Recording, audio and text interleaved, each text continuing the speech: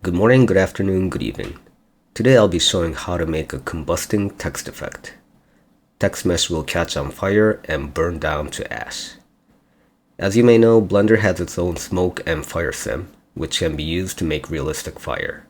However, smoke sim workflow is not best suited if you are making a fast-paced text animation. So for this effect, we won't be using simulation, but we'll realize burning look only by using nodes. This is going to be mostly material node based, but still should be a fun one. Alright, let's get into it.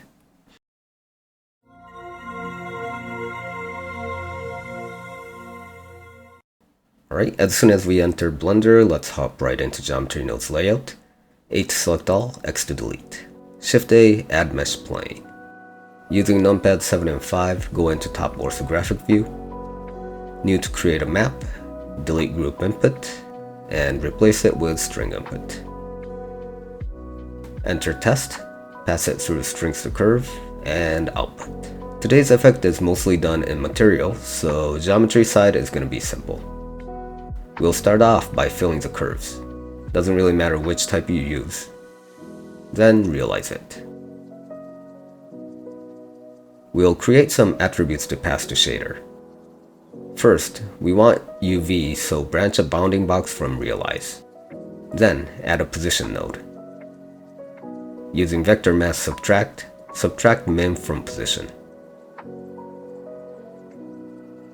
Then duplicate. Now subtract min from max. Then vector mask divides these two results. Add a store named attribute and change type to vector, domain to face corner, name to UV. Plug the result of divide into value. Add another store named attribute. Though we can use hash frame and shader, I like using time, so I'll store scene time as attribute time. In the final step, add a set material. Set it to default material. We're done with geometry node side, and this is how it should look. I'm not going to be changing anything in GeoNode anymore, so let's switch this window to shader editor. Change the material to default material we just selected. Start off by deleting this principal BSDF and replace it with RGB. This is going to be the base text color, which I'll just use blue. Next, add an emission shader for flame.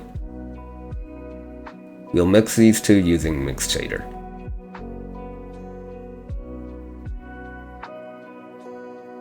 Let's set the viewport to render view to see it. I want to turn on bloom, so set the viewport compositor to always. Next, we'll just change the spreadsheet to compositor. Enable use node to view map. Then insert a glare filter here. And change type to bloom. Now we can enable glowing by increasing emission strength. We'll change this value later, but I'll just set it to 2 for now. Alright, let's start making a flame pattern that eats into this text. Start with noise texture.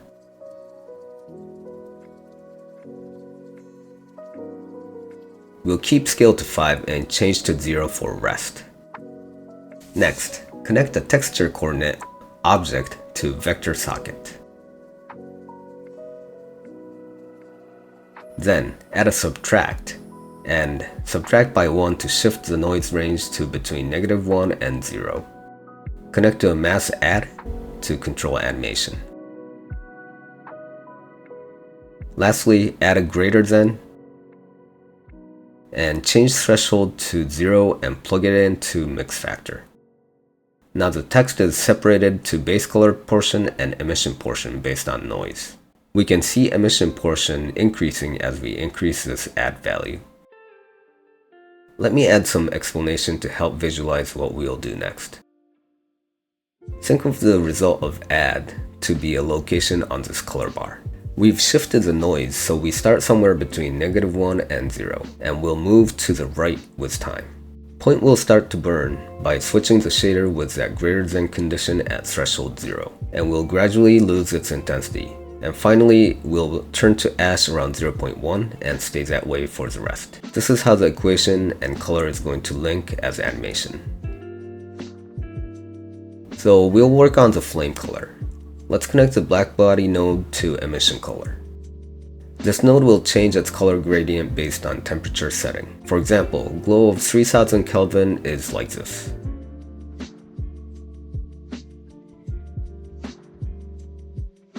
We'll add a map range to control this color.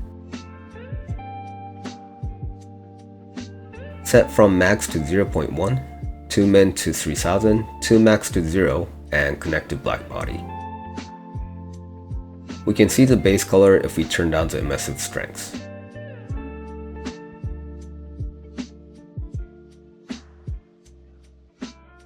Next, let's also control the strength.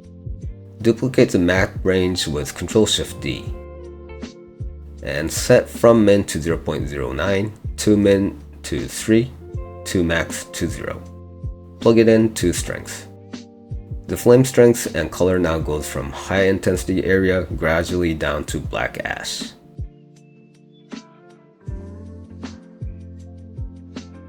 This is fine if you want to end up with blackened text, but I actually want the text to disappear at the end. So I'll create some space after mix, select these two nodes and duplicate. Connect the add result to greater than and change the threshold to 0.1. Then, use the result of first mixed for the top socket, and add a transparent shader for the bottom. The burnt portion should now disintegrate and turn to nothing. Alright, let me get organized.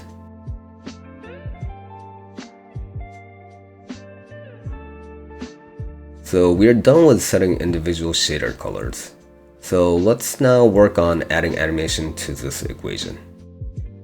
First, add the time attribute we made in geometry side. Connect the multiply from factor and set its value to 0.2. Then connect to add.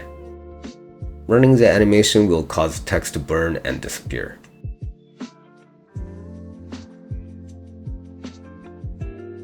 Noise texture does not use full 0 to 1 range, so let's insert a mask add to adjust starting time. I'll set it to 0.2 so effect starts immediately, but you can set it to any time you like. Now, the burning pattern is a little too uniform and dull, so let's add some distortion to the noise texture to make it a little bit more interesting. The flame pattern resembles that of a highly flammable object now, like tissue paper. Let's add some directional control as well. Prepare the UV attribute. Then, separate XYZ as a vector. Subtract by 1 to keep this range below 0. As explained earlier, 0 is the value that flame starts, so we want this value to start at negative as well. Then, add this result into the equation above. Use Y if you want flame to move from top to bottom.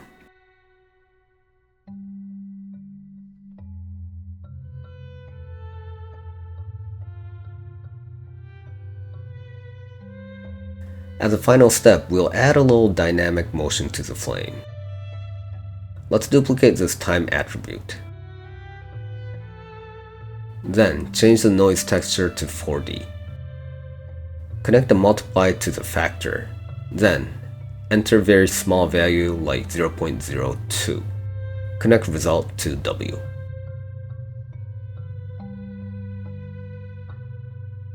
When we run the animation, we can see the noise position changing with time, which helps selling the illusion that mesh is deforming due to heat.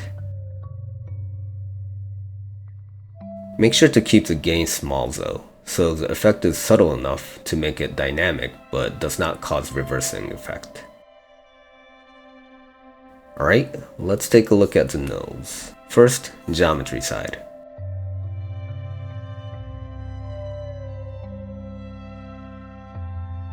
Now, the shader side.